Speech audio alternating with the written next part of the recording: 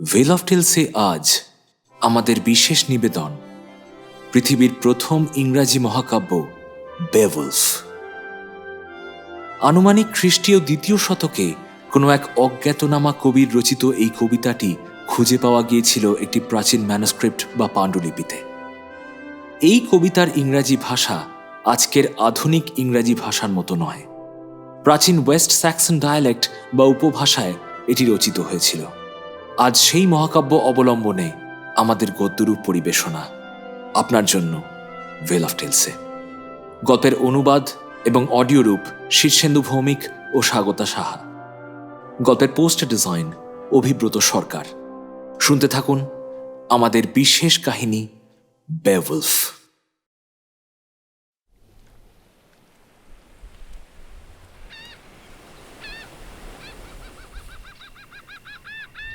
প্রাচীন ডেনমার্কের সমুদ্র তট। সময়কাল আনুমানিক খ্রিস্টাব্দ দ্বিতীয় শতকের মাঝামাঝি। একদিন খুব ভোরে উপকূলরক্ষীরা দেখতে পেল একটা সুসজ্জিত রাজকীয় রণতরী ভেসে আসছে সমুদ্র তটের দিকে। একই সাথে তারা যারপরনাই অবাক ও শঙ্কিত হলেন। বিনা আমন্ত্রণে এভাবে কারা ভেসে আসছে? তবে কি বহিরাগত শত্রুর দল? যুদ্ধকালীন তৎপরতায় সমস্ত উপকূলরক্ষীরা একত্রিত হলেন সমুদ্র তটে। যে কোনো আক্রমণের মোকাবিলা করতে তারা প্রস্তুত। জাহাজটা পাড়ে এসে ভিড়লে পরে সকলে হতবাক হয়ে দেখলেন জাহাজটা জনশূন্য। গোটা জাহাজে কোনো জনমনীষীর চিহ্ন পর্যন্ত নেই। শুধু আছে বহুমূল্য রত্ন, মোহর, অলংকার, পোশাক পরিচ্ছদ আর অস্ত্রশস্ত্র। আর সব শেষে একটি বাক্সের ভিতর সুসজ্জিত বিছানায় শায়িত ও ঘুমন্ত অবস্থায় পাওয়া গেল একটি মানব শিশুকে। মানব শিশু তো নয়, যেন দেব শিশু। ডেনমার্কের রাজনৈতিক পরিস্থিতি তখন খুবই সঙ্গীন। অনেক ছোট ছোট সামন্ত রাজা থাকলেও গোটা দেশের কোনো একচ্ছত্র অধিপতি বা সম্রাট নেই। ফলে সামন্ত রাজারা প্রতিনিয়তই একে অপরের এলাকা দখলের লড়াইয়ে গৃহযুদ্ধে লিপ্ত হয়ে আছেন। সমুদ্রের বুক থেকে ভেসে আসা এই মানব শিশুটিকে ডেনমার্কের মানুষ ঈশ্বরের দূত বলেই মেনে নিলেন। সম্ভ্রান্ত এক সামন্ত পরিবারে যত্নে লালিত হয়ে উঠতে লাগল সেই শিশু। তার নামকরণ করা হল শিল্ড শ্যাফসন। গোটা ডেনমার্কের বুকে শৌর্যে বীর্যে তিনি এক দৃষ্টান্ত হয়ে উঠলেন। একসময় সমগ্র দেশের শাসনভার তুলে দেওয়া হলো তারই হাতে। শিল্ডের পুত্র বেয়াও তার পিতার মতোই সাহসী, পরাক্রমী ও প্রজাবৎসল হলেন। বৃদ্ধ বয়সে রাজা শিল্ড তার দেশের শাসনভার তুলে দিলেন পুত্রের হাতে। এরপরেও বেশ অনেক বছর সসম্মানে বেঁচেছিলেন তিনি। তারপর একদিন কালের অমোঘ নিয়মে মৃত্যু স্পর্শ করল তাকে। তার নিজের ইচ্ছে অনুসারেই তাকে দাহ করা বা সমাধিস্থ করা হলো না, বরং এক বিরাট সুসজ্জিত রণতরী তৈরি করা হলো তার জন্য। অপার ঐশ্বর্য আর বিলাসবহুল সামগ্রীতে ভরে দেওয়া হলো সেই জাহাজ। তারপর তার মধ্যে শুইয়ে দেওয়া হলো রাজার মরদেহ। সকলে মিলে সেই জাহাজ ভাসিয়ে দিলেন সমুদ্রের বুকে। যেমনভাবে কোনো এক অসীম অজানা জগৎ থেকে ভেসে এসেছিলেন, ঠিক তেমনি ভাসতে ভাসতে সেই অজানার বুকেই বিলীন হয়ে গেলেন সম্রাট শিল্ড শ্যাফসন।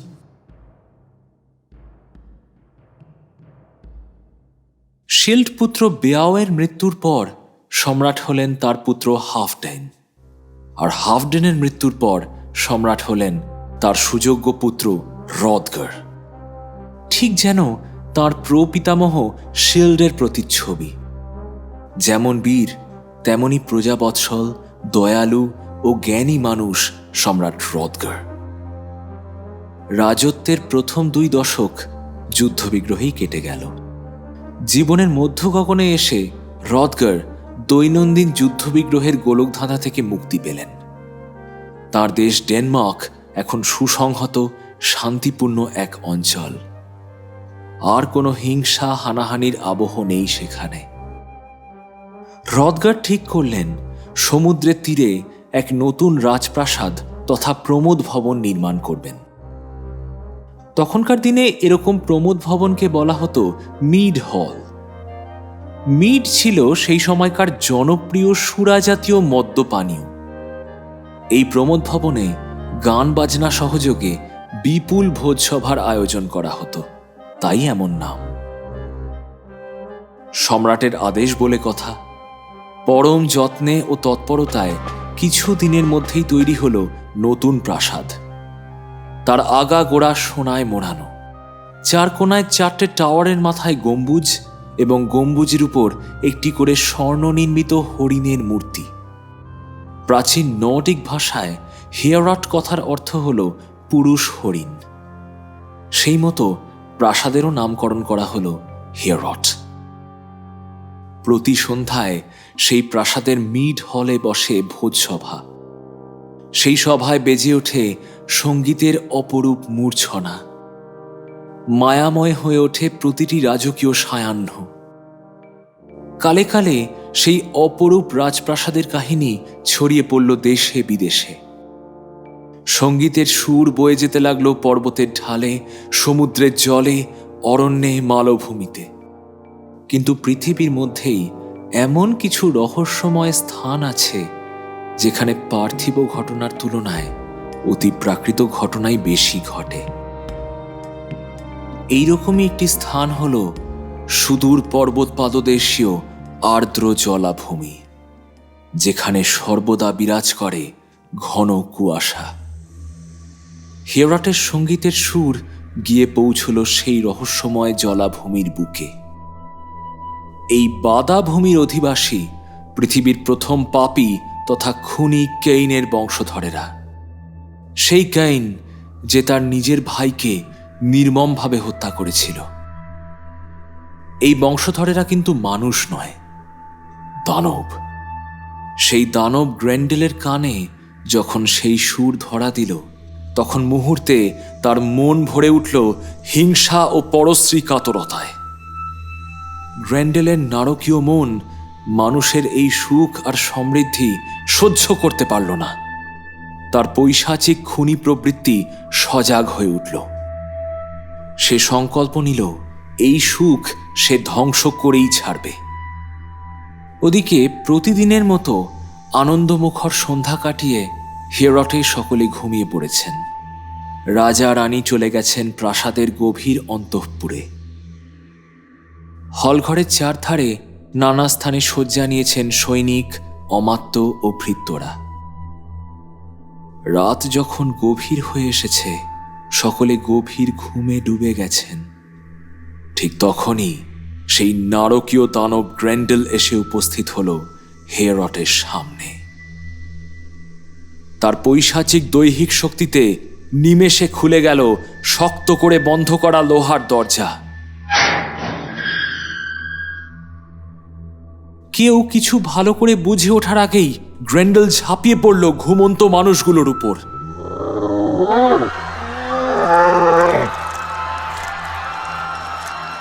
তাদের নির্বিচারে হত্যা করে খেয়ে দেহাবশেষ ছড়িয়ে রেখে ফিরে গেল। সকালে সবাই দেখলেন সেই বীভৎস দৃশ্য।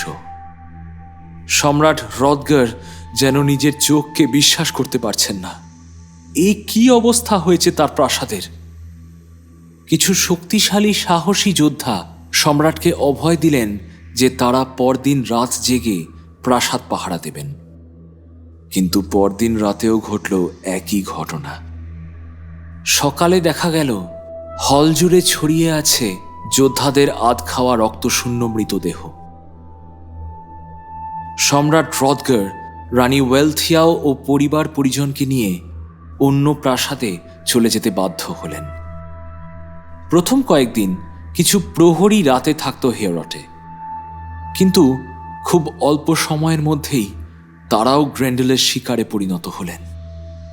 কেউ আর রাতে হিয়ারটে থাকে না। সারাদিন সেখানে রাজসভার নানা কাজ হয়, কিন্তু সন্ধে হতে না হতেই নৈশাহার সেরে সকলে প্রাণ নিয়ে পালিয়ে আসেন অন্য প্রাসাদে। এত কিছু সত্ত্বেও গ্রেন্ডেলের বাড়বাড়ন্ত কিন্তু কমল না। উল্টে তার সাহস আর আত্মবিশ্বাস যেন উত্তরোত্তর বাড়তে লাগল। সে বুঝে গেছে তাকে পরাস্ত করা সাধারণ মানুষের অসাধ্য। এবার প্রাসাদে কাউকে না পেয়ে সে হিয়ারট সংলগ্ন অঞ্চলের গ্রামগুলোতে হানা দিতে লাগল। প্রবল পরাক্রমশালী সম্রাট রদগার অনেক চেষ্টা করেও কিচ্ছু করে উঠতে পারলেন না। দেশ বিদেশ থেকে অনেক বড় বড় যোদ্ধা এলেন গ্রেন্ডেলের সাথে মোকাবিলা করতে, কিন্তু বৃথা চেষ্টা। গ্রেন্ডেলকে কোনো মনুষ্য নির্মিত অস্ত্র আঘাতই করতে পারে না। তরবারি তার লোহার মতো চামড়ায় একটা সামান্য আঁচড় পর্যন্ত কাটতে পারে না। ধনুকের তীর তার শরীরের সংস্পর্শে এসে চূর্ণ বিচূর্ণ হয়ে যায়। দেশে দেশে রটে গেল গ্রেন্ডেলের বিভীষিকার কাহিনী। দীর্ঘ 12 বছর ধরে হিয়ারট ও তার সংলগ্ন অঞ্চলে নিয়ত হানা দিতে লাগল দানব গ্রেন্ডেল।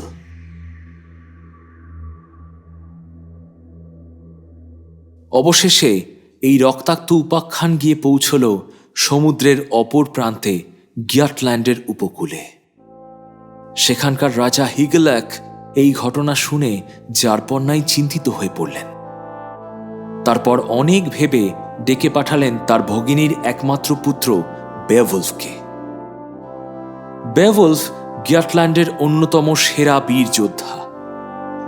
রাজার আদেশে তিনি তৎক্ষণাৎ কাজে লেগে পড়লেন। সমস্ত অঞ্চল থেকে বাছাই করে 14 জন বীরকে সংগ্রহ করে আনলেন তিনি। তারপর অস্ত্রশস্ত্র নিয়ে জাহাজে চড়ে ভেসে পড়লেন ডেনমার্কের উদ্দেশ্যে। 2 দিন 2 রাত সমুদ্র পাড়ি দেবার পর অবশেষে ডেনমার্কের উপকূল দেখা গেল। ধীরে ধীরে পাথুরে সমুদ্র তটে এসে ভিড়ল তাদের জাহাজ। পাহাড়চূড়ার উপর থেকে একজন অশ্বারোহী উপকূলরক্ষী তাদের দেখতে পেয়ে নেমে এলেন। গিয়াটরা জাহাজ নোঙর করে ডাঙায় পা রাখতেই রক্ষী এসে তাদের পথ আগলে দাঁড়ালেন। তারপর বললেন, আপনারা কারা? আপনাদের পোশাক ও রণসজ্জা দেখে তো মনে হচ্ছে আপনারা সম্ভ্রান্ত যোদ্ধা। বলুন, কি উদ্দেশ্যে এই দেশে এসেছেন? যদি আপনাদের উত্তর সন্তোষজনক হয় তবেই আপনারা প্রবেশ করতে পারবেন।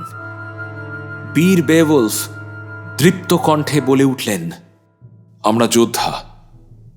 গিয়াটল্যান্ড থেকে এসেছি আপনাদের মহান সম্রাট রদগারকে সাহায্য করার জন্য। আপনাদের প্রাসাদে দানবের অত্যাচারের কথা কিছুই আমাদের অজানা নয়।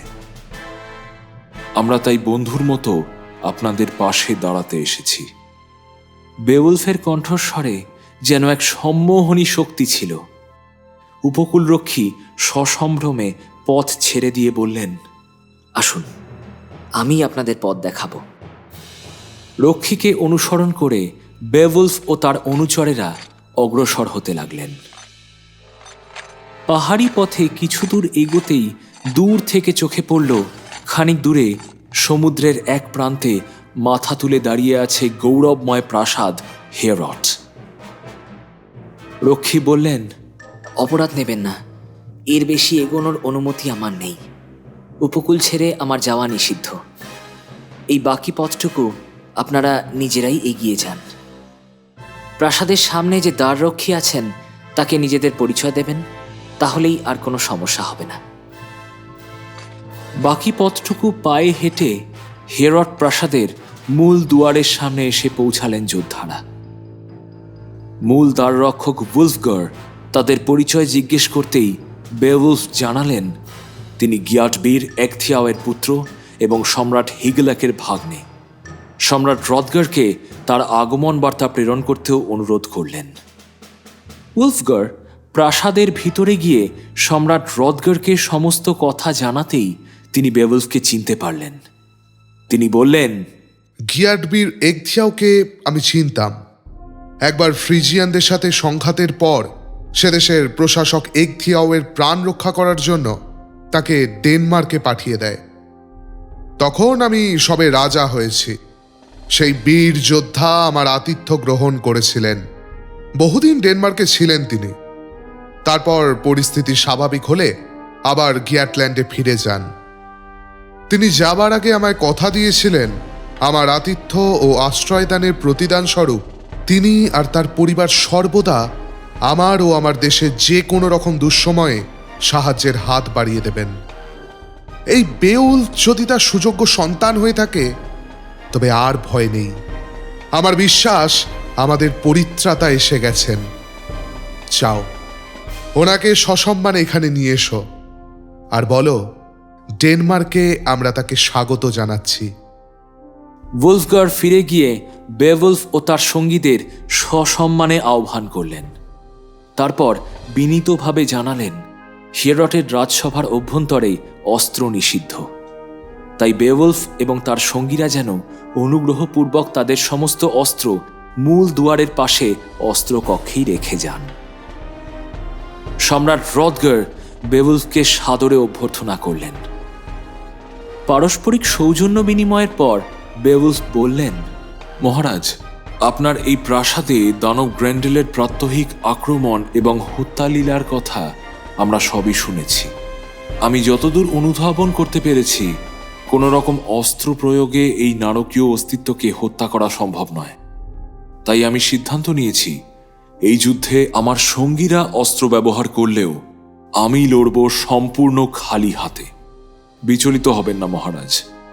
কথিত আছে আমার এক একটি হস্তে 30 জন যোদ্ধার শক্তি রয়েছে, এবং স্বীকার করছি প্রচলিত কথনটি একটুও মিথ্যে নয়। আজ রাতে আমি এবং আমার এই বীর যোদ্ধা অনুচরেরা এই হিয়ারট প্রাসাদের হলঘরেই থাকব। রাতে সেই দানব গ্রেন্ডেল যখন হানা দেবে, আমরা তার মোকাবিলা করব।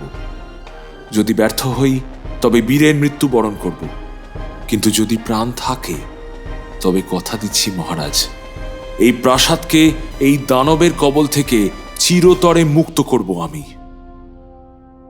রদগার বললেন, আপনার ওপর আমার সম্পূর্ণ আস্থা রয়েছে।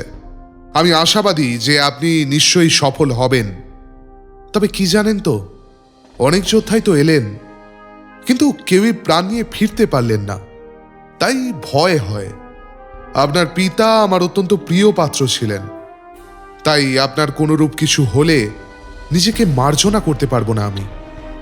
এই দানব গ্রেন্ডেল শুধু পরাক্রমেই নয়, অত্যন্ত নিষ্ঠুর। সকলকে হত্যা করে তাদের রক্ত মাংস ভক্ষণ করে দেহাবশেষ ফেলে রেখে যায় নিজের কার্যকলাপের চিহ্ন স্বরূপ। সে এক করুণ দৃশ্য। বেওলফ হেসে বললেন, আপনার উদ্বেগের কারণ আমি বুঝতে পারছি মহারাজ, কিন্তু বিচলিত হবেন না, আমার কোনো ক্ষতি হবে না। কথাবার্তার শেষে এবার নৈশাহারের পালা। হিয়ারট প্রাসাদের বিরাট মিড হলে জমকালো ভোজসভা বসল। এক পাশের টেবিল পুরো ফাঁকা করে দেওয়া হলো গিয়াট যোদ্ধাদের বসবার জন্য। সকলে অবাক হয়ে বলিষ্ঠ বিদেশি যোদ্ধাদের দিকে চেয়ে রইলেন। তাদের চেহারা, আচার আচরণ সর্বত্রই সম্ভ্রান্ত বীরত্বের ছাপ। সম্রাট রদগার বেশ একটু নিশ্চিন্তই বোধ করলেন। খাওয়া দাওয়ার পাশাপাশি চলতে লাগলো সঙ্গীত। চারণ কবি তথা গায়করা পরিবেশন করতে লাগলেন একের পর এক বীরগাথা। সুরের মূর্ছনায় ভেসে গেল গোটা হলঘর। এবার হলে প্রবেশ করলেন মহারানী ওয়েলথিয়াও। যেমন তার রূপ, তেমনি তার ব্যক্তিত্ব। বীর যোদ্ধাদের সম্মানে তিনি নিজ হাতে তাদের পানপাত্রে পানীয় পরিবেশন করলেন। বেওলফ তাকে যথাযোগ্য অভিবাদন জানালেন। মহারানী বললেন, আপনাকে ডেনমার্কে স্বাগত জানাই বেওলফ। ঈশ্বরের কাছে প্রার্থনা করি আপনি যেন আপনার কাজে সফল হন।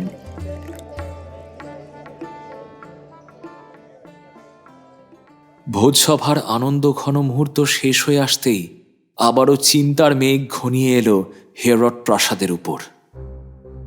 রাজা রানী বারবার করে বেওলফ এবং তার সঙ্গীদের সাবধান করলেন, তারপর প্রস্থান করলেন অন্য প্রাসাদে।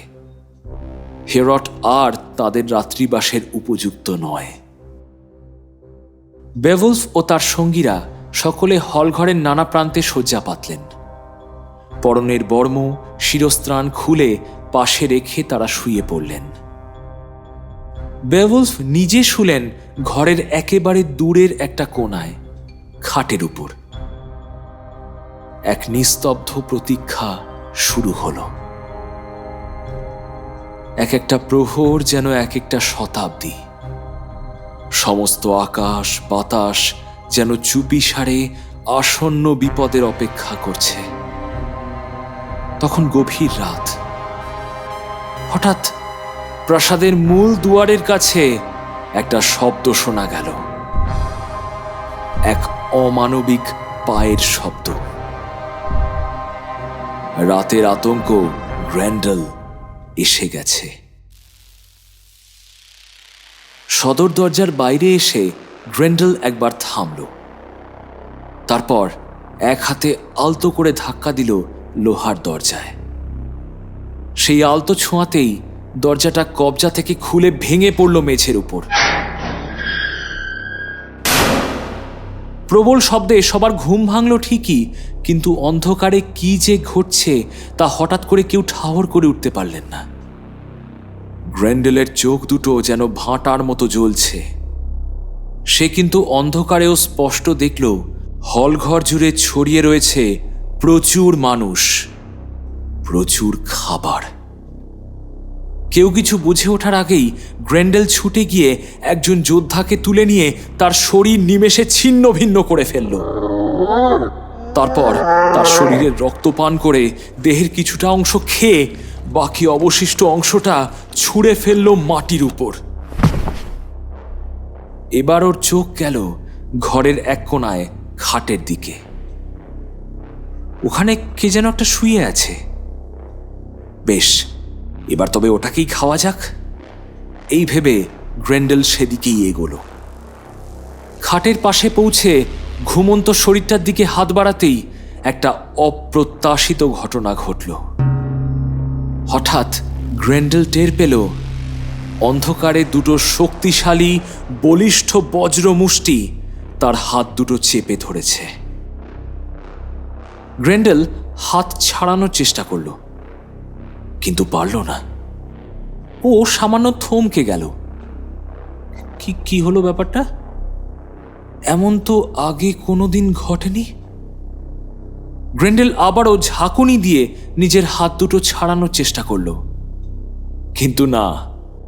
যে হাত দুটো ওর হাত দুটোকে সাঁড়াশির মতো চেপে ধরেছে সে দুটো অসীম শক্তির অধিকারী। জীবনে প্রথমবার বলিয়ান দানব গ্রেন্ডেল এমন কারো সামনে পড়েছে যে ওর থেকেও অনেক অনেক বেশি শক্তিশালী। এবার গ্রেন্ডেল বেশ একটু ভয় পেয়ে গেল। ঘাবড়ে গিয়ে ও প্রাণপণে হাত ছাড়ানোর চেষ্টা করতে লাগলো, ঘরময় দাপাদাপি করতে লাগলো। কিন্তু বেওলফের বজ্রমুষ্টি ছাড়ানোর সাধ্য ওর নেই। দুজনের মধ্যে প্রবল ধস্তাধস্তি শুরু হলো। ঘরের টেবিল, চেয়ার, খাট, দেওয়াল সবকিছু ভেঙে পড়তে লাগলো। কিন্তু ভুলেও বীর বেওলফ তার বজ্রমুষ্টি আলগা করলেন না। গ্রেন্ডেলের মনে এখন চরম ভয় বাসা বেঁধেছে। ওর এখন একটাই উদ্দেশ্য, যে করে হোক এই হাতের বাঁধন থেকে নিজেকে মুক্ত করে পালাতে হবে। একবার এখান থেকে পালাতে পারলে ও আর কোনো দিন এমুখ হবে না। গ্রেন্ডেল কোনো মতে পিছু হটে সদর দরজার দিকে এগোতে লাগলো। ইতিমধ্যে বেওলফের অনুচররা বেশ কিছুটা সাহস সঞ্চয় করেছেন। এবার সকলে দৌড়ে এলেন তাদের বীর দলনেতাকে সাহায্য করার জন্য। যদিও বেওলফ একাই 100, তবুও বাকিরা চারপাশ থেকে ধারালো অস্ত্র দিয়ে গ্রেন্ডেলকে আঘাত করতে লাগলেন। কি ভয়ানক শক্ত চামড়া! একটা অস্ত্রের আঘাতেও গ্রেন্ডেলের গায়ে কোনো রকম কোনো ক্ষত তৈরি হলো না। কিন্তু শরীরে আঘাত না লাগলেও গ্রেন্ডেলের মানসিক অবস্থা তখন তথৈবচ। ভয়ে সে রীতিমতো কাঁপছে। যদি কোনো রকমে একবার সে নিজের হাত দুটো মুক্ত করতে পারত। ঠিক সেই মুহূর্তেই সবচেয়ে ভয়ানক আর অবিশ্বাস্য ঘটনাটা ঘটল। হঠাৎ গ্রেন্ডেলের আকাশ বিদীর্ণ করা আর্তনাদে সকলের কানে তালা লেগে গেল।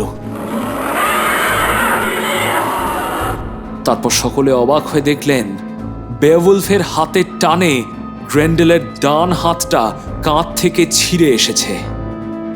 সেই ক্ষতস্থান থেকে ফিনকি দিয়ে রক্ত ঝরছে। গ্রেন্ডেল কোনো মতে আরেকটা হাত ছাড়িয়ে প্রাণ নিয়ে দৌড়ল। বেওয়ুলফ আর তাকে বাধা দিলেন না। তিনি জানেন এই মুহূর্তে না হলেও ওই ক্ষত থেকে রক্তক্ষরণ হয়ে গ্রেন্ডেলের মৃত্যু নিশ্চিত। এতক্ষণের ঘটতে থাকা ঘটনায় সকলেই যেন একটু কিংকর্তব্য বিমূঢ় হয়ে পড়েছিলেন। কিছুক্ষণ সবাই মুহ্যমান হয়ে দাঁড়িয়ে রইলেন, এমনকি বেওয়ুলফও। কারো মুখে কোনো কথা নেই। তারপর সকলে উচ্ছ্বসিত হয়ে এসে ঘিরে ধরলেন তাদের প্রাণপ্রিয় দলনেতাকে। গ্রেন্ডেলের কাটা হাতটা যুদ্ধ বিজয়ের স্মারক হিসেবে বেওয়ুলফ হলঘরের দরজার উপর টাঙিয়ে দিলেন। পূব আকাশে তখন সবে ভোরের আলো ফুটছে।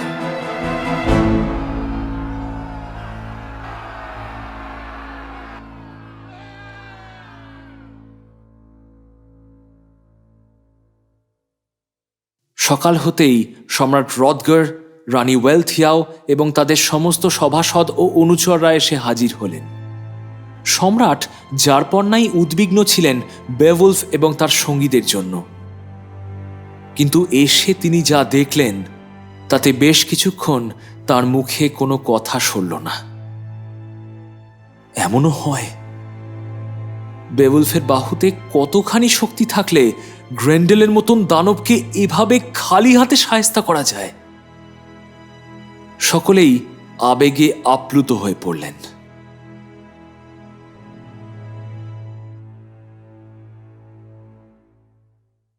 সেদিন সন্ধ্যায় আবারও হিয়ারটের মিড হলে বসল রাজকীয় ভোজসভা। আজ সবকিছুই বীর বেওয়ুলফের সম্মানে। তিনি আজ এই সভার মধ্যমণি। সম্রাট রদগার তাকে আলিঙ্গন করে বললেন, আজ থেকে আর আপনি নয়, বরং তোমায় তুমি বলে সম্বোধন করব। তুমি আমার প্রিয় বন্ধু এগথিয়াওয়ের সন্তান, আমার পুত্র সম। বেওয়ুলফ, আজ থেকে আমি তোমাকে আমার পুত্রের স্বীকৃতি দিতে চাই, তোমায় দত্তক নিতে চাই। তোমার মতো বীর সন্তানকে নিজের করে পেলে আমি নিজেকে ধন্য মনে করব। রানী ওয়েলথিয়াও বললেন, বেওয়ুলফ, তোমায় দেখে তোমার সাহচর্যে আমার এই দুই কিশোর সন্তান বেড়ে উঠবে। বড় হবার পথে তুমি আর তোমার বীরত্বই হবে ওদের দৃষ্টান্ত আর আদর্শ। সম্রাট রদগার বেওয়ুলফকে প্রচুর স্বর্ণালঙ্কার, মণিমাণিক্য, স্বর্ণ নির্মিত বর্ম, শিরস্ত্রাণ ইত্যাদি উপহার দিলেন। শুধু বেওয়ুলফ নয়, তাঁর সমস্ত সঙ্গীদেরও পুরস্কৃত করা হলো। যে যোদ্ধা গ্রেন্ডেলের অতর্কিত আক্রমণে নির্মমভাবে নিহত হয়েছেন তার জন্যেও প্রচুর ক্ষতিপূরণ দিলেন সম্রাট রদগার। সবশেষে বেওয়ুলফকে উপহার দেওয়া হলো বিশেষ রাজকীয় টর্ক বা কণ্ঠহার, যা কেবলমাত্র ডেনিশ রাজপুত্রদের গলাতেই থাকে। বেওয়ুলফ সসম্ভ্রমে মাথা পেতে সমস্ত উপহার গ্রহণ করলেন। শুরু হলো সঙ্গীতের পরিবেশনা। চারণ কবিরা গাইতে শুরু করলেন প্রাচীন বীরগাথা। একই সাথে সঙ্গীতের মাধ্যমে সম্মান জানালেন বেওয়ুলফকে। বড় মধুর কাটল গোটা সন্ধেটা। আজ রাতের জন্য বেওয়ুলফ ও তার সঙ্গীদের অন্যত্র রাত কাটাবার ব্যবস্থা করা হয়েছে। তারা চলে গেলেন সেই অন্য প্রাসাদে। রদগারের সৈন্য সামন্ত ও কিছু সভাসদ থেকে গেলেন হিয়ারটে। আজ অনেককাল পরে সকলে খুব নিশ্চিন্ত। কিন্তু হায়, তারা যদি জানতেন যে কি চরম বিপদ তাদের জন্য অপেক্ষা করছে। গ্রেন্ডেল সেদিন রক্তাক্ত শরীরে কোনো রকমে পালিয়ে আশ্রয় নিয়েছিল তার মায়ের কাছে। তার মাও একজন দানবী, বাদা জলাভূমির আরেক মূর্তিমান আতঙ্ক। শেষ পর্যন্ত গ্রেন্ডেলের প্রাণ রক্ষা হয়নি। অতিরিক্ত রক্তক্ষরণ আর যন্ত্রণায় সে প্রাণ হারায়। দানবী হলেও মায়ের মন তো মায়ের মনই হয়। পুত্র শোকে, রাগে, দুঃখে উন্মাদ হয়ে উঠল সেই দানবী। সে সংকল্প নিল তার সন্তানের মৃত্যুর প্রতিশোধ সে নেবেই। রাতে যখন হ্রদগারের পাত্রমিত্ররা নির্ভয়ে হেরটে ঘুমিয়ে আছেন, তখনই সেখানে অতর্কিতে হানা দিল গ্রেন্ডেলের মা।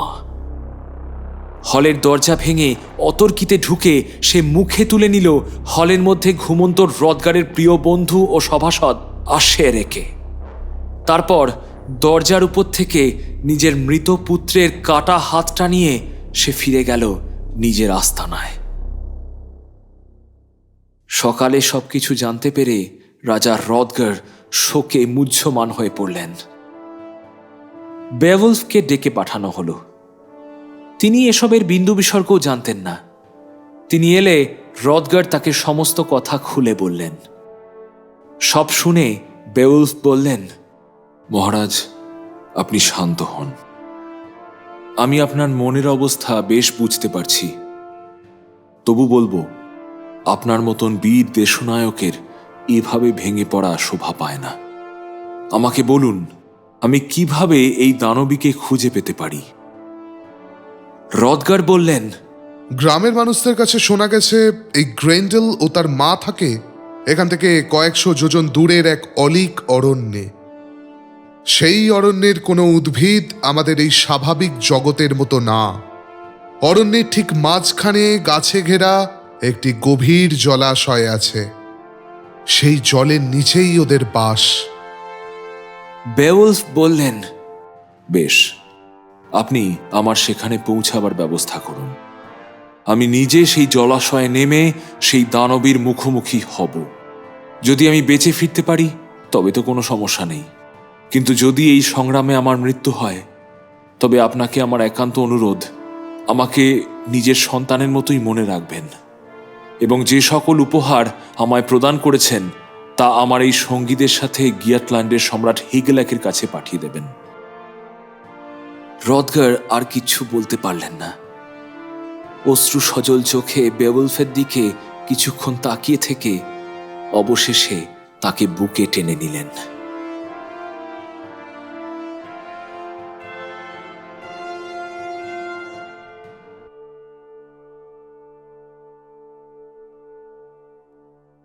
এর কিছু সময় পর সকলে চললেন সেই অভিশপ্ত স্থানের উদ্দেশ্যে। বেওয়ুলফ ও তার অনুচরদের সাথে চলেছেন স্বয়ং সম্রাট হ্রদগার এবং তার প্রিয় সভাসদেরা। ঘণ্টাখানেক পথ চলার পর সেই আশ্চর্য অরণ্য দেখা গেল। সত্যি বড় বিচিত্র এই স্থান। এমন অতিকায় আর অদ্ভুত দর্শন বৃক্ষরাজি কেউ কখনো দেখেনি। জঙ্গলের মধ্যে কিছু দূর অগ্রসর হতেই দেখা গেল এক বীভৎস দৃশ্য। মাটির উপর পড়ে আছে সম্রাটের অপহৃত বন্ধু আশেরের ধর থেকে বিচ্ছিন্ন কাটা মস্তক। তার থেকে একটু দূরেই এক বৃক্ষ পরিবেষ্টিত জলাশয়। সেই জলাশয় দেখলেও শিউরে উঠতে হয়। সেখানে ভেসে বেড়াচ্ছে নানান কিম্ভূত কিমাকার অদ্ভুত দর্শন প্রাণীর দল। তারা না মাছ, না সরীসৃপ, না অন্য কিছু, যেন নরকের মূর্তিমান এক একটি বিভীষিকা। বেওয়ুলফদের দেখেই তারা জল ছেড়ে উঠে আক্রমণ করতে উদ্যত হল। বেওয়ুলফের তীরের অব্যর্থ আঘাতে সবকটি প্রাণী মুহূর্তে নিহত হল। এবার বেওয়ুলফ সেই জলাশয়ে নামার প্রস্তুতি নিলেন। তার বর্ম, শিরস্ত্রাণ, জাল বর্ম সবকিছু পরিধান করলেন। হ্যাঁ, এটা ঠিক যে জলের তলায় অমন ভারী পোশাকে চলাফেরা করা সমস্যা, কিন্তু তবু এইটুকু সুরক্ষা না নিলেই নয়। সকলকে বিদায় জানিয়ে বেওয়ুলফ জলে ঝাঁপিয়ে পড়লেন। তার হাতে এক প্রাচীন তরবারি। এই তরবারির নাম রানটেং। প্রচুর যুদ্ধ জয়ের স্মৃতি জড়িয়ে আছে এই মজবুত প্রাচীন তরবারির সাথে। হ্রদগারের অমাত্য আনফার্থ তাকে এই তরবারিটি উপহার দিয়েছেন।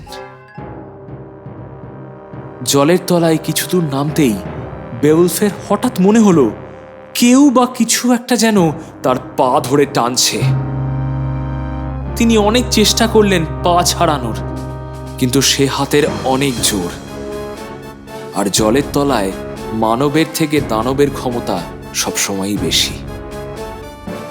বেওলফ ক্রমশ জলের গভীরে তলিয়ে যেতে লাগলেন।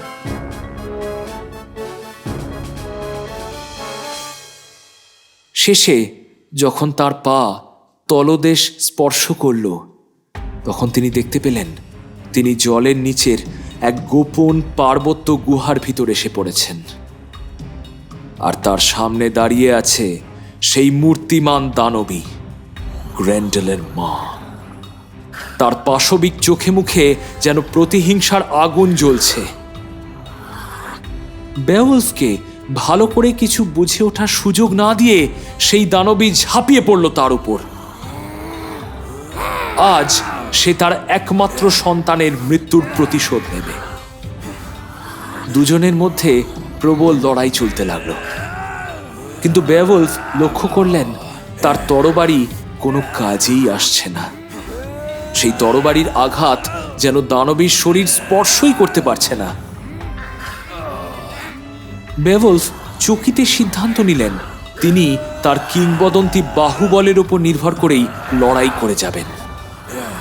তিনি তার তরবারি ছুঁড়ে ফেললেন গুহার মাটিতে। তারপর প্রবল পরাক্রমে ঝাঁপিয়ে পড়লেন গ্রেন্ডেলের মায়ের উপর।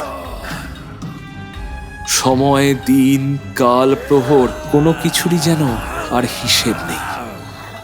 দুজনের লড়াই চলছে তো চলছেই, কিন্তু বেওলফ বেশ বুঝতে পারছেন খালি হাতে লড়ে কিছুতেই এই দানবীকে পরাস্ত করা যাবে না।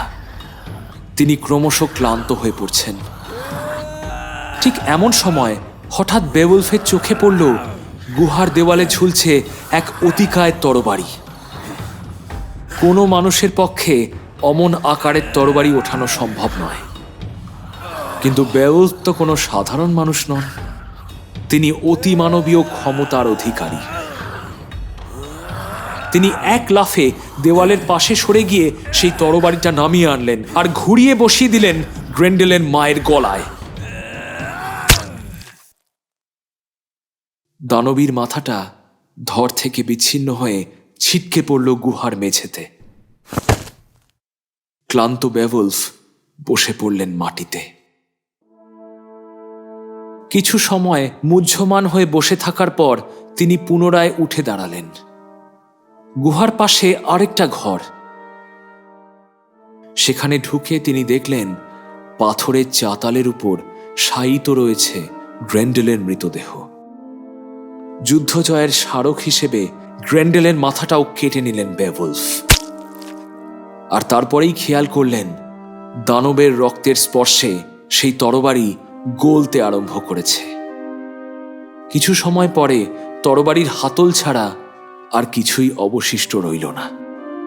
ওদিকে যুদ্ধের সময় উভয়ের শরীর থেকেই এত পরিমাণে রক্তক্ষরণ হয়েছিল যে জলাশয়ের জল লাল হয়ে উঠেছিল। সম্রাট ও তার সাথীরা সেই লাল রং দেখে ধরেই নিয়েছিলেন যে বেওলফ নিশ্চয়ই এই যুদ্ধে নিহত হয়েছেন। তারা যখন বিলাপ করছেন ঠিক তখনই গ্রেন্ডেল ও তার মায়ের কাটা মাথা নিয়ে জলের উপর উঠে এলেন বেওলফ। মুহূর্তে বিলাপ বদলে গেল উচ্ছ্বাসে।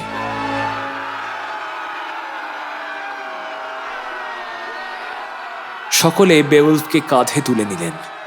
তারপর পা বাড়ালেন হেরটের উদ্দেশ্যে। ওই মাথা দুটো বয়ে আনতে হলো 10 জন যোদ্ধাকে। হেরট প্রাসাদে আজ যেন আনন্দের বাঁধ ভেঙে গেছে। উপহারে উপহারে সম্রাট হ্রদগার বেওলফকে ভরিয়ে দিলেন। বীর বেওলফ যথাযোগ্য সম্মানের সাথে সেই সমস্ত উপঢৌকন গ্রহণ করলেন। যুদ্ধ, দানব নিধন সমাধা হয়েছে। এবার গৃহে প্রত্যাবর্তনের পালা। রদগারের কাছ থেকে বিদায় গ্রহণ করে তার অবশিষ্ট 13 জন সঙ্গীকে নিয়ে জাহাজে চেপে বসলেন বেওয়ুলফ। বীর দর্পে তারা রওনা দিলেন তাদের মাতৃভূমি গিয়াটল্যান্ডের উদ্দেশ্যে। মাতৃভূমির মাটিতেই অপেক্ষা করছে বেওয়ুলফের জীবনের নতুন অধ্যায়।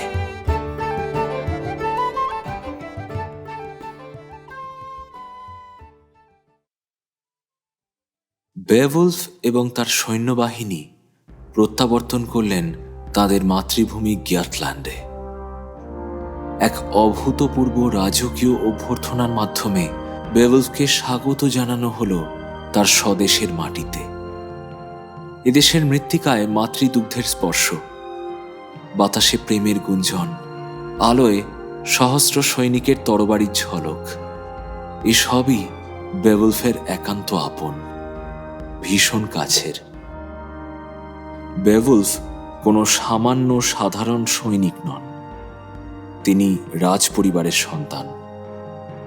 গিয়াটল্যান্ডের সম্রাট হিগেল্যাক তার পরম শ্রদ্ধেয় মাতুল।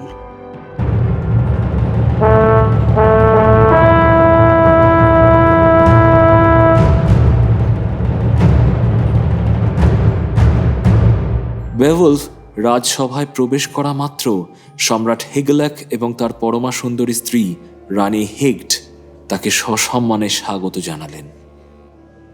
সম্রাট, তার পাত্র, মিত্র, অমাত্য কেউই বেওয়ুলফকে অভিবাদন জানাতে ভুললেন না। সভাঘর বেওয়ুলফের জয়ধ্বনিতে গমগম করতে লাগল। তাঁরা প্রত্যেকেই অত্যন্ত উৎসুকভাবে বেওয়ুলফের বিজয় কাহিনী শোনার জন্য অপেক্ষা করতে লাগলেন। রানী হেগড বেওয়ুলফ এবং অন্যান্য যোদ্ধাদের সম্মানে নিজ হস্তে তাদের পানপাত্রে সুরা পরিবেশন করলেন। বেওয়ুলফ সম্রাট রদগারের থেকে পাওয়া সমস্ত উপহার সম্রাট এবং সম্রাজ্ঞীর কাছে অর্পণ করলেন। হিগেল্যাক তার ভগিনীপুত্র বেওয়ুলফের কাছে জানতে চাইলেন কিভাবে সে রাজা রদগারকে সহায়তা করেছে। তিনি জানেন তার ভাগ্নে নিশ্চয়ই অত্যন্ত ঝুঁকিপূর্ণ কোনো কাজে নিজেকে নিয়োজিত করেছিলেন। মাতুলের প্রশ্নের উত্তরে বেওয়ুলফ সবিস্তারে তার বিজয় কাহিনী বর্ণনা করলেন। দানব গ্রেন্ডেল এবং তার মাকে তিনি কিভাবে হত্যা করেছেন তার পুঙ্খানুপুঙ্খ বিবরণ দিলেন। সম্রাট রদগার এবং তার স্ত্রী ওয়েলথিয়াওয়ের অমায়িক ব্যবহার, তাদের সৌজন্যবোধ, সবকিছু সম্পর্কেই তিনি সম্রাট হিগেল্যাককে অবগত করলেন। সভায় সকলেই মন্ত্রমুগ্ধ হয়ে শুনলেন বেওয়ুলফের বিজয় গাথা। এরপর বেশ কিছু বছর কেটে গেল সুখ, শান্তি আর সমৃদ্ধিতে। কিন্তু মহাকাল এবং মহাকাব্যে একটি চরিত্র ধ্রুবক, যাকে উপেক্ষা করা প্রাণীকুলের সমস্ত শক্তির অসাধ্য। সেই চরিত্র হল মৃত্যু। গিয়াটল্যান্ডের অধিপতি হিগেল্যাক ফ্রিজল্যান্ডের যুদ্ধে শিলফিংসদের হাতে নিহত হলেন। বেওয়ুলফ অত্যন্ত দক্ষ সাঁতারু হওয়ার ফলে সেখান থেকে কোনো রকমে প্রাণ নিয়ে দেশে ফিরে এলেন।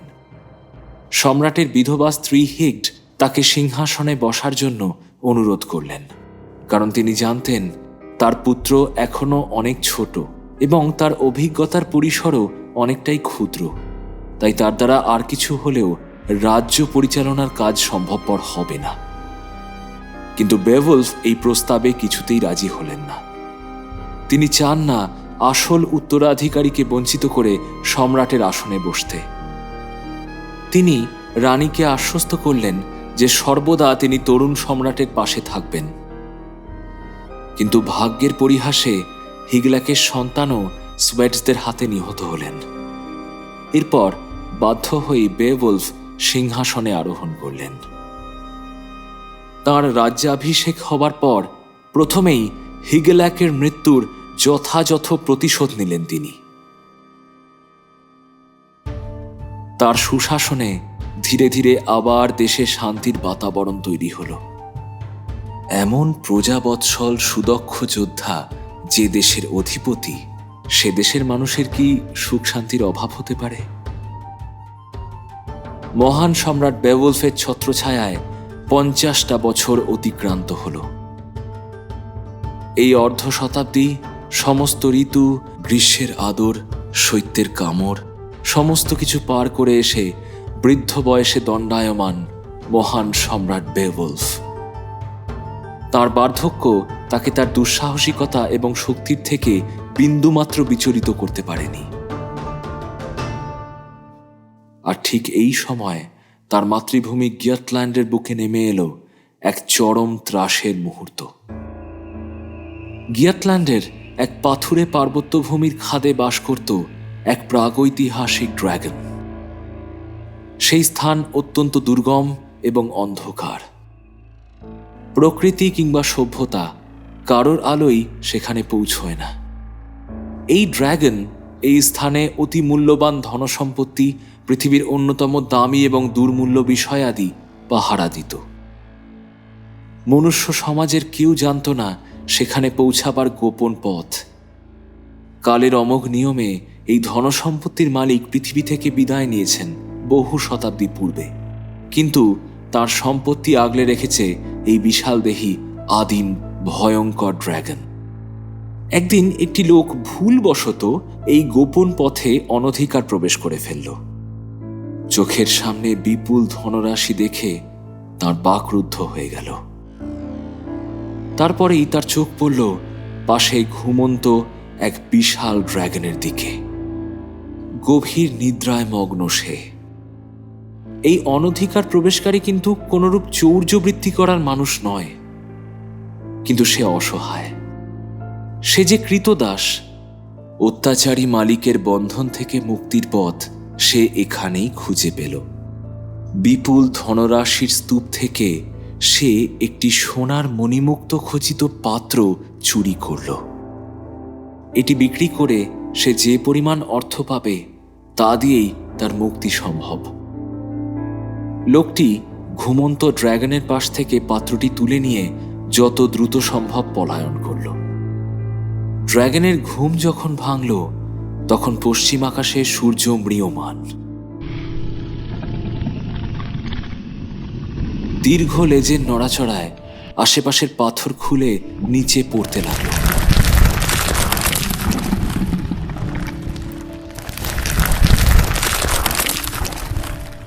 ঘুম ভেঙেই ড্র্যাগন খেয়াল করল মাটির উপর মানুষের পায়ের ছাপ। নিমেষে তার দানবীয় চিৎকারে চারপাশ কেঁপে উঠল।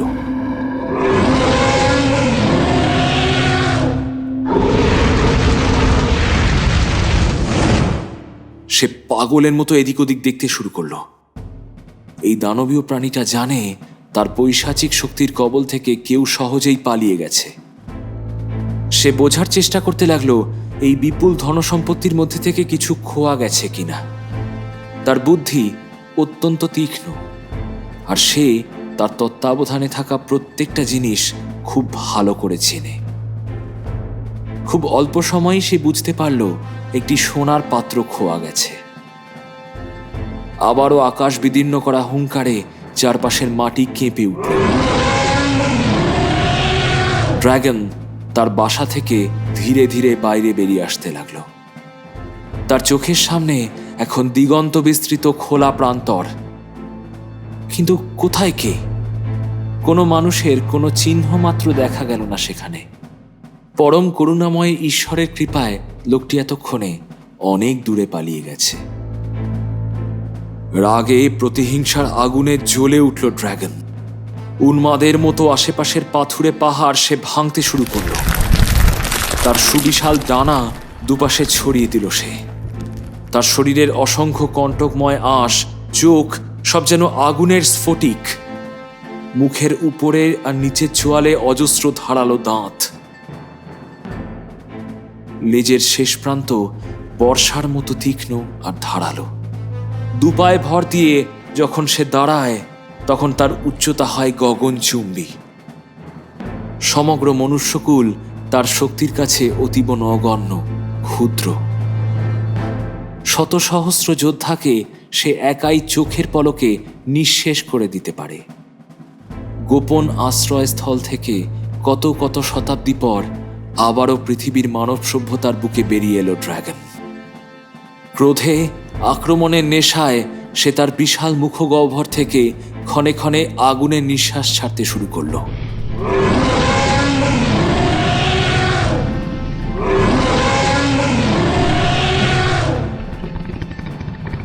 যেন একটা সুপ্ত আগ্নেয়গিরি হঠাৎ অগ্নুদ্গীরণ শুরু করেছে।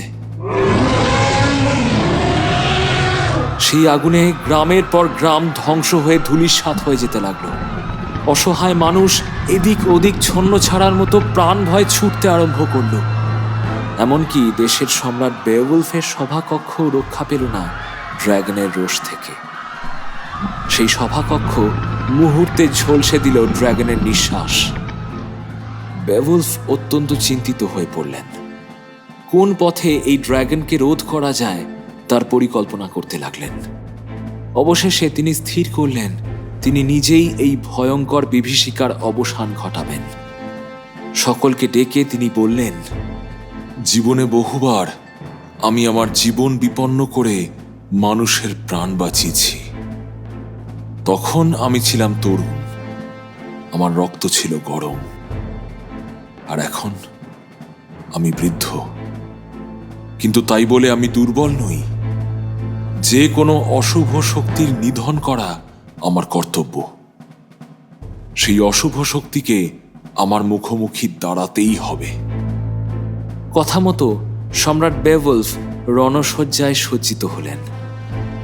শরীর ঢেকে নিলেন বর্মে, মাথায় পরিধান করলেন শিরস্ত্রাণ।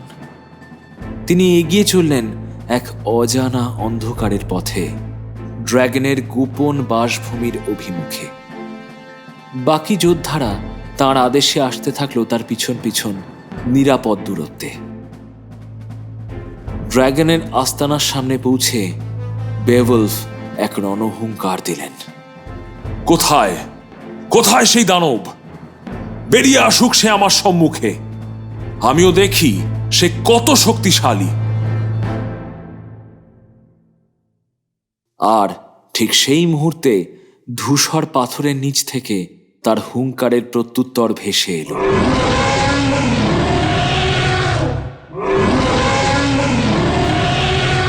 যেন এক ঘৃণা ভরা গর্জন। পাথরের ফাঁক দিয়ে ছিটকে বেরিয়ে এলো তার নিঃশ্বাসের আগুন। মানুষের কণ্ঠস্বর পেয়ে ড্র্যাগন তার আস্তানা ছেড়ে বেরিয়ে এলো। বেওয়ুলফের পায়ের তলার মাটি থরথর করে কেঁপে উঠল। চোখের সামনে দণ্ডায়মান বেওয়ুলফকে দেখা মাত্র সেই দিকে জ্বলন্ত নিঃশ্বাস ছুড়ে দিল ড্র্যাগন। বেওয়ুলফ তার ঢালের আড়ালে নিজেকে আবৃত করে সেই আক্রমণ ঠেকালেন, আর তার পর মুহূর্তেই নিজের তরবারি দিয়ে প্রাণপণে আঘাত হানলেন ড্র্যাগনের গলায়। কিন্তু এই প্রথমবার ভাগ্য বেওয়ুলফের সহায় হল না। ড্র্যাগনের গায়ের শক্ত আঁশ ভেদ করে তরবারির আঘাত পৌঁছালো না। ড্র্যাগনটা কয়েক হাত পিছিয়ে গিয়ে আবার নতুন করে অগ্নি নিঃশ্বাস ছাড়ল।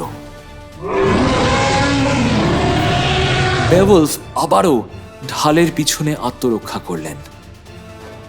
কিন্তু এভাবে আর কতক্ষণ? আগুনের উত্তাপে ধাতব ঢাল কিছুক্ষণের মধ্যেই গলে যাবে। বেওয়ুলফ দ্বিতীয়বার আঘাত হানার চেষ্টা করেও ব্যর্থ হলেন। ড্র্যাগনের দেহে আছড়ে পড়ার সঙ্গে সঙ্গেই তরবারি ভেঙে দুভাগ হয়ে গেল। নিজের সমস্ত ঘৃণা একত্র করে আবারও আক্রমণে উদ্যত হলো সেই ভয়াল ড্র্যাগন। বেওয়ুলফের সমস্ত সঙ্গী সাথীরা এই চরম মুহূর্তে নিতান্ত কাপুরুষের মতো আচরণ করল। নিজেদের সম্রাটকে সাহায্য করার পরিবর্তে তারা নিজেদের প্রাণ বাঁচাতে উল্টো দিকে দৌড়ল। শুধুমাত্র একজন এরকম কাপুরুষের মতো আচরণ করতে পারেনি। সে একজন যুবক, তার নাম উইগলাফ। পলায়মান সৈন্যদলের উদ্দেশ্যে সে ধিক্কারের সুরে বলে উঠল, এতকাল আমি দেখেছি কিভাবে আমাদের সম্রাট তোমাদের পুত্র স্নেহে প্রতিপালন করেছেন। যখন যুদ্ধ ছিল না তখন ভোজসভায় সুরার পাত্র হাতে তোমাদের সকলকে দেখা যেত, আর আজ যখন সম্রাটের তোমাদের প্রয়োজন তখন এইভাবে পালিয়ে যাচ্ছ। ছি, কাপুরুষের দল। বেশ বেশ, কারোর প্রয়োজন নেই। আমি একাই থাকবো সম্রাটের পাশে। এই বলে সম্রাটের পাশে ছুটে এলো বীর যুবক উইগলাফ। তাকে ছুটে আসতে দেখে ড্র্যাগন তার দিকে লক্ষ্য করেই আগুনের নিঃশ্বাস ছাড়ল। উইগলাফ নিজের ঢাল দিয়ে ক্ষণিকের জন্য আত্মরক্ষা করলেও তা স্থায়ী হল না। উইগলাফের ঢাল আগুনের তাপে মুহূর্তে গলে গেল। শেষ মুহূর্তে উইগলাফ লাফিয়ে ঢুকে পড়ল বেওলফের ঢালের পিছনে। তারপর বেওলফের হাত ধরে বলল, মহারাজ, আমি আপনার সাথে আছি। উইগলাফের সাহচর্যে যেন নতুন করে প্রাণ ফিরে পেলেন বীর বেওলফ। কোমর থেকে বার করে আনলেন ধারালো ছোড়া। ড্র্যাগন আবার ধেয়ে আসতেই ছোড়াটা তিনি আমূল বিধিয়ে দিলেন ড্র্যাগনের গলার ঠিক মাঝখানে। আর এই আঘাতটা ছিল একেবারে মোক্ষম আঘাত। যন্ত্রণায় আর্তনাদ করে উঠল ভয়াল ড্র্যাগন। তার বিরাট মাথাটা অনিয়ন্ত্রিতভাবে এপাশ ওপাশ করতে লাগলো। ক্লান্ত বৃদ্ধ বেওলফ কিছুটা পিছিয়ে এলেন। তার মন এখনো অস্থির। তার মনে হলো এই আঘাতটা হানতে তার যেন বেশ একটু বিলম্ব হয়ে গেছে। ভয়াবহ ড্র্যাগনটা কিন্তু শেষ আঘাত হানতে ভুলল না। চিরতরে নিভে যাওয়ার আগে সে মরণ কামড় বসালো সম্রাট বেওলফের কাঁধে। বেওলফ যন্ত্রণায় চিৎকার করে উঠলেন। তার বৃদ্ধ শরীরে এই কামড় সহ্য করার শক্তি আর অবশিষ্ট নেই। তিনি যন্ত্রণায় কাতরাতে কাতরাতে বসে পড়লেন পাথরের উপর। ড্র্যাগনও তখন প্রায় মৃত্যুর কোলে ঢলে পড়েছে। তাও ক্রমাগত তার নিঃশ্বাসে অগ্নিস্ফুলিঙ্গ নির্গত হচ্ছে। এমন সময় উইগলাফ তার তরবারি ড্র্যাগনের পেটের ঠিক মাঝখানে ঢুকিয়ে দিলেন। ড্র্যাগনের নিঃশ্বাসে তার ডান হাত পুড়ে ঝলসে গেল।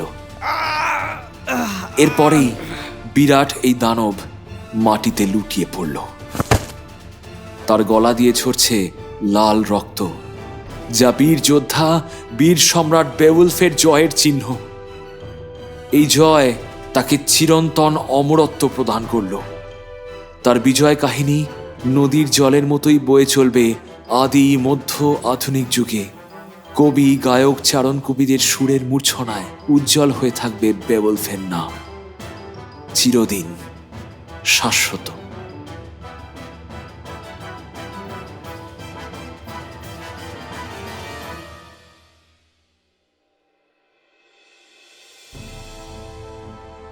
বৃদ্ধ সম্রাট বুঝতে পারলেন তার দেহে ড্র্যাগনের বিষ ছড়িয়ে পড়েছে। সেই বিষের অসম্ভব জ্বালায় তিনি ক্রমশ কাহিল হয়ে পড়তে লাগলেন। তার সারা দেহে যেন মৃত্যুর দাপাদাপি। তিনি অনুভব করলেন আর বেশিক্ষণ এই পৃথিবীর বুকে তিনি থাকবেন না। তার মৃত্যুর অন্তিম মুহূর্ত ঘনিয়ে এসেছে। উইগলাফকে ডেকে তিনি বললেন, আমার সময় ঘনিয়ে এসেছে উইগলাফ। 50 বছর আমি সুশাসনে বেঁধে রেখেছি এই দেশকে। কোনো দেশ, কোনো শত্রুর সাহস হয়নি আমার মুখোমুখি দাঁড়ানোর। আমি কোনোদিন কথার খেলাপ করিনি। কথা দিয়ে সর্বদা সেই কথা রেখেছি। ঈশ্বর, এবার আমাকে মুক্তি দিন। উইগলাফ, তুমি দ্রুত ওই ধূসর পাহাড়ের নিচে যাও, যেখানে ড্র্যাগন পাহারা দিত আদিম ধনসম্পত্তি আর স্বর্ণ রাশি। আমি সেই আদিম ধন দৌলত চোখের সামনে দেখতে চাই। যাও উইগলাফ, দেরি করো না, যাও। উইগলাফ দ্রুত সেদিকে ছুটে গেল। ভিতরে নেমে সে দেখল চারিদিকে বিপুল ধনরাশি। এমন ধনদৌলত দেখে সে কিছুক্ষণের জন্য মুগ্ধ হয়ে সেদিকে তাকিয়ে রইল। কিন্তু তার বুকে এক চরম দুশ্চিন্তা। ফিরে এসে মাটিতে শায়িত থাকা সম্রাটকে জীবিত দেখতে পাবে তো? উইগলাফ দ্রুত সেই সব ধন সম্পত্তি নিয়ে ফিরে এলো উপরে। সে এসে দেখল চারিদিক রক্তে ভেসে যাচ্ছে। সবকিছু শেষ হতে আর বেশিক্ষণ দেরি নেই। কোনো রকমে সম্রাট বেওলফ চোখ মেলে তাকালেন সেই ধনরাশির দিকে। তার চোখে শেষ দৃষ্টি। ক্ষীণ কণ্ঠে তিনি বলে উঠলেন, হে ঈশ্বর, আপনাকে শত কোটি প্রণাম, আপনাকে অজস্র ধন্যবাদ। আমি আমার চোখের সামনে এই ঐশ্বর্য দেখতে পাচ্ছি। মারা যাওয়ার আগে এই দৃশ্য আমার আত্মাকে পরিতৃপ্ত করছে। এই ঐশ্বর্য আমি আমার প্রজাগণের কল্যাণের উদ্দেশ্যে রেখে যেতে পারলাম। উইগলাফ, আমি তোমাকে দায়িত্ব দিয়ে গেলাম। এই ঐশ্বর্য যথাযথ ব্যবহার যাতে হয় তা দেখার দায়িত্ব তোমার। আমার আর বেশিক্ষণ নেই উইগলাফ। যাও যাও, আমার শেষকৃত্যের ব্যবস্থা করো। আমার সৈন্যদের বলো, আমার চিতার আগুন যখন নিভে যাবে তখন তারা যেন আমার স্মৃতিতে একটা সমাধি ক্ষেত্র প্রস্তুত করে, এমন একটা সমাধি ক্ষেত্র যা সর্বদা দিগন্তের বুকে জেগে থাকবে। যুগে যুগে মানুষ আমাকে স্মরণ করবে। সমুদ্রের বিপথগামী জাহাজ ওই সমাধি ক্ষেত্র দেখেই নিজেদের গতিপথের দিশা খুঁজে পাবে। সবাই সেই সমাধি ক্ষেত্রকে চিনবে বেভলস ব্যারো নামে। কথা শেষ করে তিনি তার গলা থেকে সোনার কণ্ঠহার খুলে উইগলাফের গলায় পরিয়ে দিলেন। একমাত্র সেই পারবে তার মাতৃভূমিকে রক্ষা করতে। শেষবারের মতো বেভলস বললেন, আমাদের ওয়েগমন্ডিংস বংশের শেষ সন্তান তুমি উইগলাফ। ভাগ্যের নির্মম পরিহাসে আমাদের বীর বংশ শেষ হয়ে গেছে, শুধুমাত্র তুমিই রয়েছ। এখন আমারও সময় এসেছে আমার সেই সব মৃত পূর্বপুরুষদের কাছে ফিরে যাওয়ার। ভালো থেকো উইগলাফ, ভালো থেকো, ভালো থেকো। বেওলফ চোখ বুজলেন। তার সমস্ত যন্ত্রণার অবসান হলো সেইখানেই। পৃথিবীর ইতিহাসে এক স্বর্ণযুগের পরিসমাপ্তি ঘটল। তার শেষকৃত্যের জন্য তৈরি হলো বিশাল কাঠের চিতা। তাকে সাজানো হলো শিরস্ত্রাণ, বর্ম ও ঢাল দিয়ে। সম্রাট বেওলফকে শুইয়ে দেওয়া হলো তার বিদায় মঞ্চে। তারপর তাতে অগ্নি সংযোগ করা হলো। চিতার লেলিহান শিখা আকাশচুম্বী হয়ে উপরের দিকে উঠে এলো। ধোঁয়ায় ঢেকে গেল চারপাশ। আগুনের ফুলকি মিশে গেল বাতাসে। চারিদিকে শুধুই কান্নার স্বর। বিদায় সম্রাট, বিদায় বীর বেওলফ, বিদায়।